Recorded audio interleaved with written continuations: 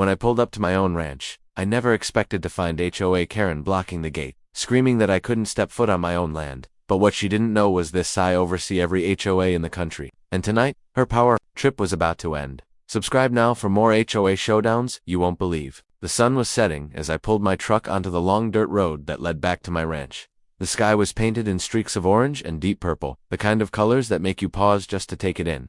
Dust swirled up behind me, catching the light, giving the whole scene a golden haze.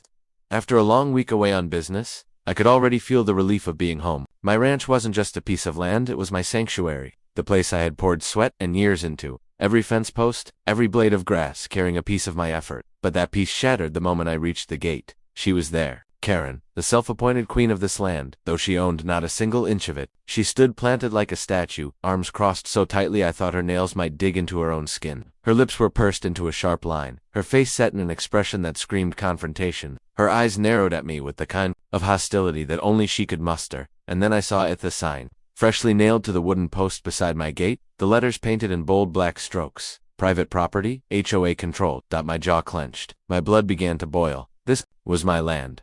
Bought fair and square, paid for in full, worked on with my own two hands through early mornings and blistering afternoons. Nobody had the right to slap their claim on it, least of all Karen, who seemed to live for power struggles and drama. I stopped the truck just a few feet from the gate and got out. The crunch of gravel under my boots cut through the quiet, and the air grew heavier with each step. I leveled my eyes on her. "Move out of the way, Karen," I said firmly, keeping my voice steady but sharp. Her response was as predictable as it was infuriating. She smirked, as if I had just given her the attention she was desperate for. "You can't come in here," she snapped, raising her chin like she was a general giving an order. Her finger jabbed toward the sign. "Read it, HOA controlled. You don't belong past this gate unless we give permission, and you don't have it." I stared at her for a long second, disbelief mixing with anger. "This is my ranch. My name is on the deed. You know it, I know it. So quit playing games, and step aside." But Karen wasn't one to back down when she had an audience, heaven if that audience was just me in the wide open countryside. Instead of moving, she whipped out her phone, the motion sharp, dramatic, designed to get under my skin. She tapped the screen furiously, glaring at me as if I were some criminal caught in the act. "If you cross this gate," she barked, her voice shrill and grating, "I'm calling the police. Trespassing is a crime, and you will not be allowed to get away." With it I folded my arms, standing tall, refusing to be intimidated. "Trespassing," I scoffed, "on my own land. Do you hear yourself right now?" Her face twisted in satisfaction, as though my frustration was exactly what she wanted. "Doesn't matter. The HOA has rules. Rules that you are breaking, and I'm going to make sure you pay for it." Before I could respond, before I could so much as take a step closer, she had already dialed. I could hear her voice, sharp and panicked, echoing through the receiver as she shouted into the phone. "Yes, officer. I need you out here right away. There's a man trespassing on HOA property. He's dangerous. He's refusing to leave." I couldn't believe what I was hearing. She wasn't just twisting the truth, she was fabricating an entire lie. Painting me as a threat when all I wanted was to return home. I took a deep breath, forcing myself to stay calm, even though my fists clenched at my sides. Karen paced in front of the gate, keeping her body firmly between me and the entrance, as if she had any authority to be there. Her eyes darted toward me every few seconds, filled with a poisonous mix of triumph and hatred. She thought she had one. She thought the cops would come, slap cuffs on me, and parade me down the road while she basked in the glow of her own twisted victory. What she didn't realize was that she had just made the biggest mistake of her life, because this wasn't just about my ranch. This wasn't just about me getting home. This was about her pushing too far, about her crossing a line that she could never come back from. So I leaned back against my truck, arms folded, and waited. Call the cops. Let her dig her own grave with every lie that spilled from her lips. I knew the truth, and soon enough, so would everyone else. The sound of sirens in the distance carried on the evening wind, faint but growing louder. Karen's face lit up with smug satisfaction, like she had already declared victory. She paced, with her phone still in hand, muttering about how she would show me once and for all who runs this community. But I couldn't help the smile tugging at the corner of my mouth. If only she knew. If only she had the faintest idea of who she was about to go up against. She thought she had the upper hand, but the reality was about to crush her. Because tonight, at this gate, on this land, Karen was about to learn the hard way that I wasn't just some rancher coming home. I was the man who oversaw every HOA in the country, and her little empire of control was seconds away from crumbling. 10 minutes later, the flashing lights cut through the twilight. The deep purple sky was split open by red and blue, and the sound of tires crunching against gravel echoed like thunder rolling across the quiet land. 2 patrol cars rolled up, sirens off, but tension so thick it was almost suffocating. Karen stood tall near the gate, her shoulders squared, her arms waving as if she were commanding the entire situation. She looked smug, too smug, like a boxer who thought she'd already delivered the knockout punch. The glow from the cruiser lights painted her face in shifting colors of blue and red, but nothing dimmed that self-satisfied grin. "There he is," she shouted, pointing directly at me, as if I were a wanted fugitive. Her voice cracked with a mix of excitement and spite. "That's him. He doesn't belong here. He's breaking HOA rules. I told him he's not allowed, but he refuses to leave." The officers stepped out of their cars slowly, carefully. Both were young, early 30s maybe, the kind of men who had seen their share of disputes, but could tell this wasn't just a neighborly argument. Their hands rested near their belts, not threatening, but cautious. Their eyes moved from Karen, who was practically bouncing on her toes, to me, leaning casually against my truck with my arms crossed. One officer, tall with a trimmed beard, spoke first. His tone was even neutral, the way cops are trained to sound when they don't yet know the truth. "Sir, we've had a complaint. You're trespassing on HOA property. Can you explain what's going on here?" I couldn't help it, I laughed. Not out of disrespect for the law, but out of pure disbelief at the absurdity of the situation. The sound echoed off the gate and into the fields. "Trespassing," I said, shaking my head. "This is my ranch, my land, my deed. My name is on every document. You can't trespass on what you own." Karen jumped in before I could finish, her shrill voice cutting through the calm like nails on a chalkboard. "No, no, no. Don't believe him. This whole road, this land, it's under my HOA's authority. He thinks he can just waltz in here, park his truck, and act like the rules don't apply to him." She jabbed her finger toward me, her face flushed with anger. "He's nothing but a violator, and I want him removed immediately." The officers exchanged a look, one of those silent conversations trained professionals have without saying a word. They turned their eyes back to me, waiting, expecting me to defend myself further. I stayed calm, no yelling, no anger. I just let the moment stretch, the silence thickening as Karen's chest heaved with righteous fury. Then, slowly, I smiled. I leaned back against the hood of my truck, folded my arms, and spoke clearly. "Actually, gentlemen," I said, my voice carrying steady and strong in the twilight air, "not only do I own this ranch, but I oversee every HOA in the entire country." For a second, the world seemed to freeze. The officers blinked, clearly unsure if they had heard me right. Their heads tilted slightly, skepticism written all over their faces. Even the cicadas buzzing in the fields seemed too quiet, as if nature itself was waiting to see what would happen next. Karen broke the silence first with laughter. Loud, mocking laughter that rang across the land like broken glass. "You oversee HOAs," she sneered, practically choking on her own amusement. "Don't make me laugh. You're just some rancher in boots and a beat-up truck. What kind of fairy tale do you think you're telling these officers?" But my smile never wavered, because I wasn't telling a story. I was stating a fact. I reached into my jacket slowly, deliberately, making sure the officers could see I was no threat, and pulled out my wallet. From it, I drew my credentials, a federal badge, an identification from the National Homeowners Association Regulatory Board, the governing body responsible for oversight of every HOA in the United States. The officers stepped forward, their faces changing the instant the seal caught the flashing cruiser lights. They examined the credentials carefully, their earlier caution melting into something else. Respect, recognition. Karen's laughter faltered, the sound sputtering into awkward silence. "Wait, what is that?" she demanded, her voice suddenly unsure. I turned my eyes on her, my tone cool and steady. "This," I said, holding the badge up for her to see, "is proof that every HOA yours included answers to me. Every fine you issue, every rule you enforce, every so-called authority you cling to, it all falls under my jurisdiction." Karen's face drained of color. Her smug smile vanished, replaced with wide eyes and trembling lips. That's not possible," she stammered, shaking her head. "You're lying. This is my neighborhood, my rules. You can't just, oh, but I can." I cut her off, my voice sharper now, rising just enough to slice through her protests. "And tonight, Karen, you've crossed the line. You've abused your position, harassed your neighbors, and now you've tried to weaponize law enforcement against me on my own property." The officers straightened, now fully on my side. One of them turned to Karen, his voice stern. "Ma'am, you'd better stop talking. If what he says checks out, and by the looks of it, it does, you're in very serious trouble." Karen staggered backward, her hands fluttering like a bird caught in a trap. Her confidence, her smugness, her entire facade of control, it was unraveling right there under the weight of the truth, and I stood calm, steady, a man who no longer needed to prove himself. Because in that moment, the roles had shifted.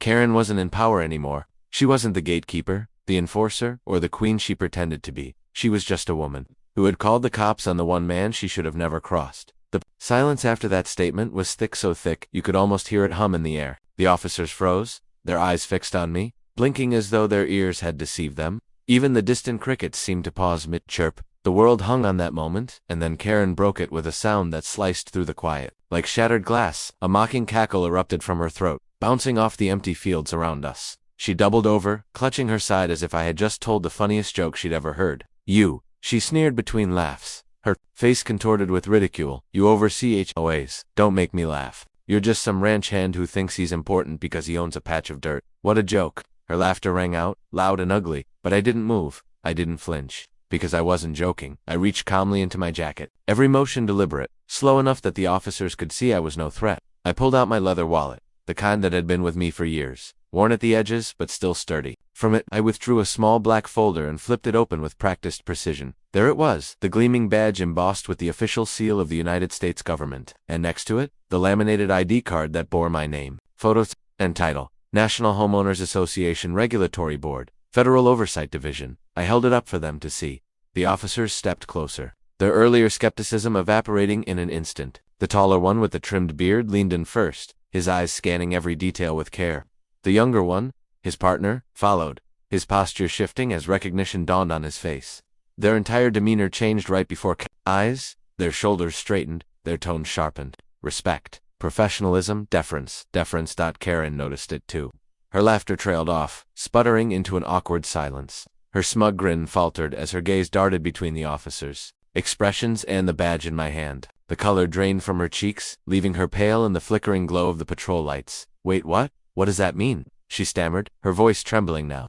The cocky bravado was gone, replaced with something brittle and uncertain. I turned slowly, locking my eyes on her. When I spoke, my voice carried with the weight of authority, calm but unshakable. "It means, Karen, that every HOA in this country, every board, every committee, every so-called rule answers to me, including yours." Her lips parted in disbelief, but no sound came out. I took a step forward, still holding the badge up, for everyone to see. "It means that I've been watching. I've seen the way you've been running your so-called HOA, the fines you've issued without justification, the threats you've thrown around to your neighbors, the harassment, the intimidation. You've been playing queen of the neighborhood, Karen, but tonight you just found out there's someone above you, and you picked the wrong man to mess with." The younger officer shifted his weight, glancing at Karen with a mixture of curiosity and suspicion. "Ma'am," he said carefully, "is there any truth to what he's saying? Because if so, this is a very serious situation." Karen's hands flew up defensively, her voice cracking under the pressure. "No, he's lying. This is ridiculous. He can't possibly oversee HOAs. Nobody does.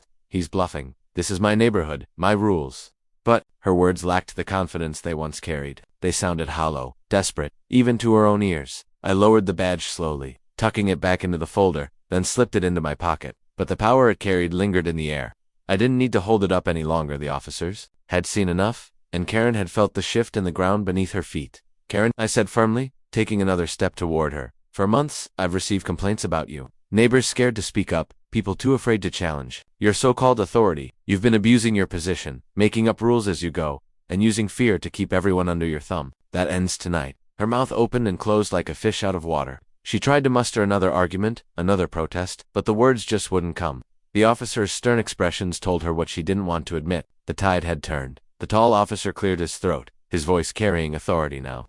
"Ma'am, if what he says checks out, then you're in violation of more than just neighborhood etiquette. We're talking harassment, misuse of authority, possibly even fraud. You'd better tread carefully." Karen stumbled back a step, her bravado collapsing like a house of cards in the wind. I was just protecting the community," she said weakly, her voice almost a whisper. "I was just doing my duty, protecting the community." I shot back, my tone sharp. "You weren't protecting anyone. You were protecting your ego. You were building your kingdom on intimidation and lies, and tonight, it ends." The silence that followed was different now. Before, it had been thick with disbelief.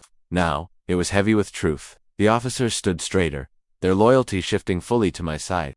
Karen stood small and powerless, stripped of the authority she thought she had. And me, I stood exactly where I belonged, firm, unshaken, holding the line against her tyranny. Because when you oversee every HOA in the country, you don't just protect property lines. You protect people from the Karens who think they're untouchable. And Karen had just learned.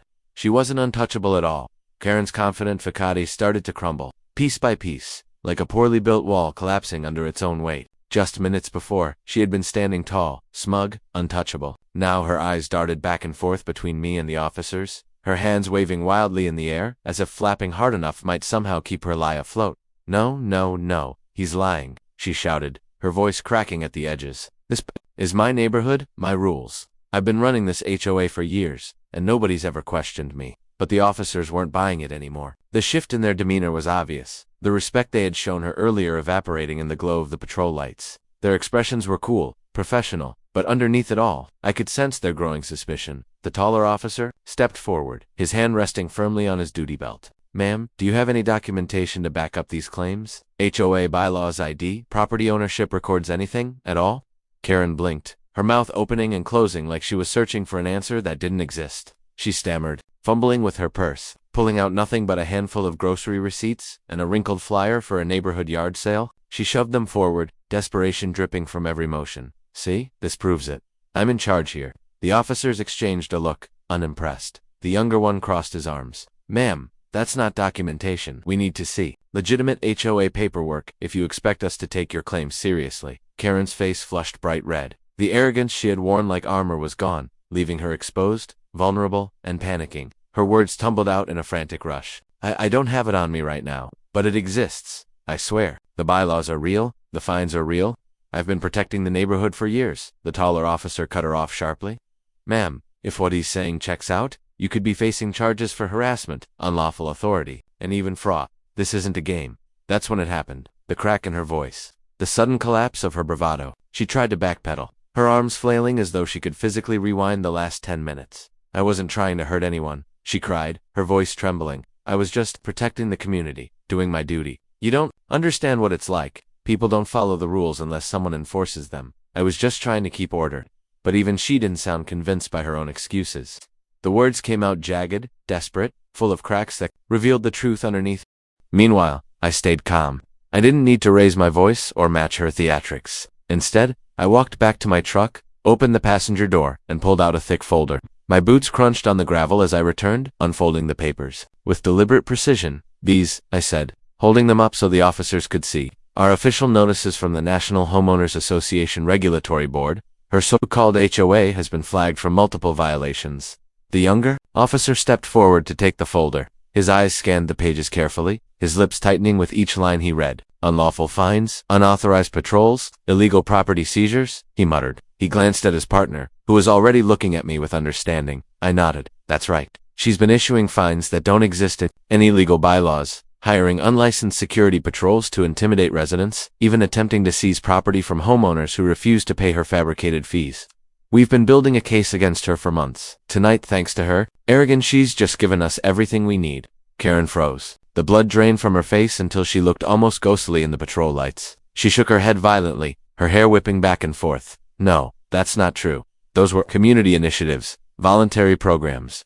The tall officer arched an eyebrow. "Voluntary, because according to this, people were threatened with foreclosure if they didn't comply." Her lips trembled. She tried to speak, but the words wouldn't come. Instead, she collapsed into a string of incoherent mutters, her earlier confidence stripped bare. I took another step closer, locking eyes with her. My voice was steady, firm, unshakable. "Karen, you've been hiding behind the word community to justify your bullying. You didn't protect anyone. You terrorized them. You turned neighbors into enemies and homes into prisons. But that ends now." The officers stood like stone pillars, their gazes fixed on her. She fidgeted under their scrutiny, her hands twisting together, her breath coming in shallow gasps. She looked smaller than she ever had before, like a balloon slowly losing all its air.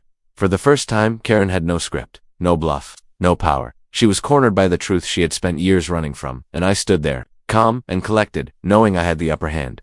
Because the truth was, I hadn't stumbled into this by accident. I had been investigating her all along, watching, documenting, waiting for the moment when she would overstep just enough for me to close the trap. And tonight, under the fading twilight and the harsh glare of patrol lights, her arrogance had delivered that moment right into my hands. Karen wasn't just losing control of the neighborhood, she was losing everything. The officers told Karen to step aside. Their tone was firm, leaving no room for negotiation. For a moment she stood frozen, her feet planted like roots in the gravel, as though refusing to accept that her reign was crumbling before her eyes. But the authority in the officers' voices cut through her pride. Her shoulders slumped, and with a defeated shuffle, she moved just enough to clear the way. For the first time in months, I drove through my own gate, without her standing there like a self-proclaimed guard dog. The hinges groaned as the metal swung wide, and the crunch of gravel under my tires sounded sweeter than any music I had ever heard. It wasn't just the sound of wheels on stone, it was the sound of freedom, of reclaiming what was rightfully mine. Behind me, though, Karen wasn't silent. She shouted after me, her voice shrill and desperate, trying to salvage some shred of authority. This isn't over. You'll regret this. I was only protecting the neighborhood. Her words carried no weight anymore, no sting. They were hollow echoes of a queen stripped of her crown, clinging to power that had already slipped through her fingers. She didn't realize it yet, but by calling the police on me, she had exposed herself to the very authority she thought she could manipulate. She had invited judgment into her kingdom, and the truth had burned her empire to the ground. I parked my truck just inside the ranch, the familiar sound of the engine cutting off, filling me with peace. I stepped out slowly, boots pressing into it. The earth I had worked with my own hands. The evening air was crisp and cool, tinged with the scent of hay and soil. I inhaled deeply, letting the smell ground me. My eyes scanned the wide-open fields, the fence posts lining the horizon, and the barn standing sturdy in the fading twilight. This was mine. This had always been mine. Turning back toward the gate, I could see the flashing red and blue lights painting the night in harsh strokes. Karen stood there, arms flailing as she argued with the officers, but her body language betrayed her defeat. Every gesture was frantic, defensive, stripped of the smug composure she once carried. Her voice cracked under the weight of desperation, her words spilling out in half-broken excuses that no one was listening to anymore. The officers didn't argue with her. They didn't need to. Their crossed arms and stern faces said everything. They had seen enough. They had chosen where the truth lay, and it wasn't with her. I took one last look at the woman who had spent months tormenting this land with her imaginary authority, and then I spoke. My words weren't shouted, but calm, measured, deliberate. They cut deeper than any raised voice could. This ranch is mine, and justice has finally caught up with you. The words carried across the gravel road, reaching her through the sirens and the chaos of her denial. She froze mid-sentence, her lips trembling but no sound escaping. The officers nodded almost in unison, confirming what Karen refused to accept. One of them turned toward me, his voice steady.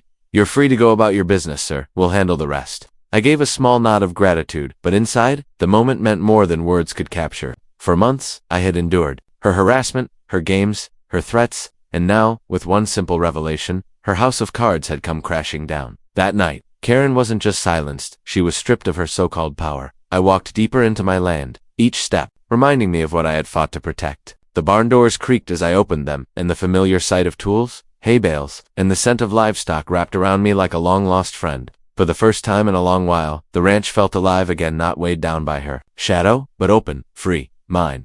I leaned against the fence for a moment, watching the stars begin to scatter across the night sky. The silence was different now, not heavy with tension, but peaceful, natural, the way it was always meant to be. Behind me, the patrol cars eventually pulled away, their lights fading into the distance. Karen's shouts grew smaller, weaker, until they disappeared entirely into the night. She was gone. And even if she tried to come back, she would never hold power here again. As the last echo of the engines faded, I smiled. Not a smug smile of victory, but the quiet smile of a man who had reclaimed his home, his dignity, and his truth. Because in the end, I wasn't just a rancher fighting for a piece of land. I was more than that. I was the man who reminded everyone like her that no one, not even an HOA Karen, stands above the truth. And out here, on this land, the truth had won.